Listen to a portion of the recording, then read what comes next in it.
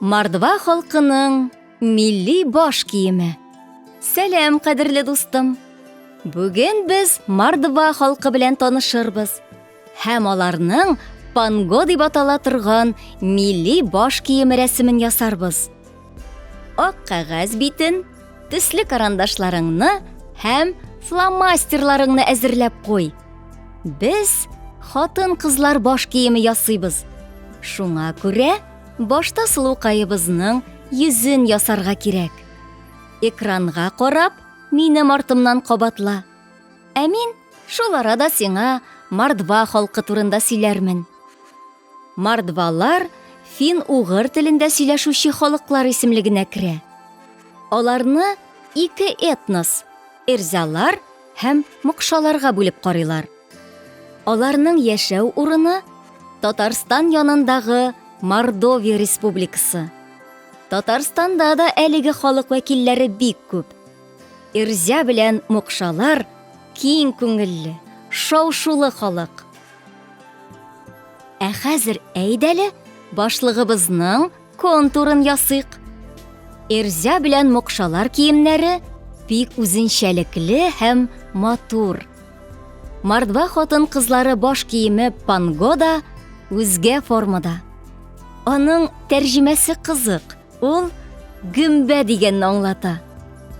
Бу озынча баш киеме бик матур итеп бизәлә. Аны кызыл тукымадан тукыйлар.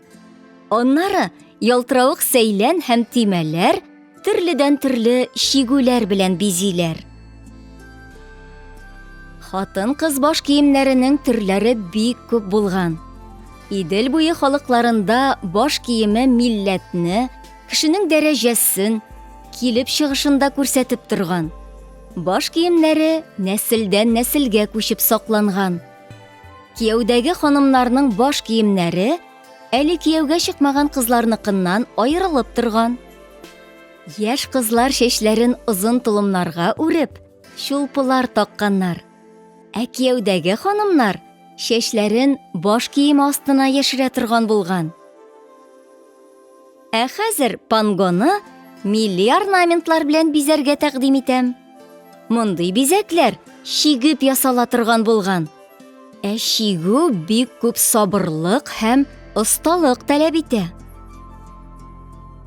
Дустым, син дә бик тырыш һәм сабыр. Шуңа күрә рәсемең дә матур килеп чыга. Иң күңелле өлеш рәсемне буяуга күчсәк тә була. Кызның битен буяп куй. Эрзя һәм мукшаларның шигүләре бер-берсеннән аерылып тора.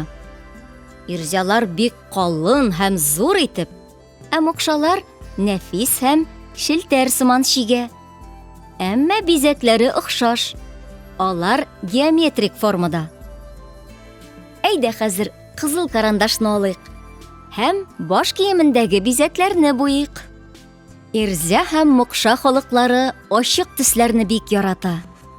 Кызыл төсне бик күп кулланалар. Ул матурлык, көч һәм яшьлек билгесе булып тора. Шуңа күрә кызыл төс күбрәк яшь кызлар киемендә очрый. Хатын-кызлар киемендә ак төс күбрәк була. Баш киемендәге кызыл төс кенә шул килеш кала, үзгәрми. Ә хәзер крен карандаш белән баш киеменең калган өлешләрен буйыйк. Мордва кызлары бала чактан тегү-чигү эшенә өйрәнеп үсә. Туй күлмәгендә алар үзләре тегә һәм чигүләр белән бизи. Караңгы кызыл төс белән башлыкның тасмаларын да бизик. Игътибарлы бул, пөхтә итеп ясарга тырыш. Менә ничек шәп килеп чыкты. Кара, без нинди матур панго ясадык.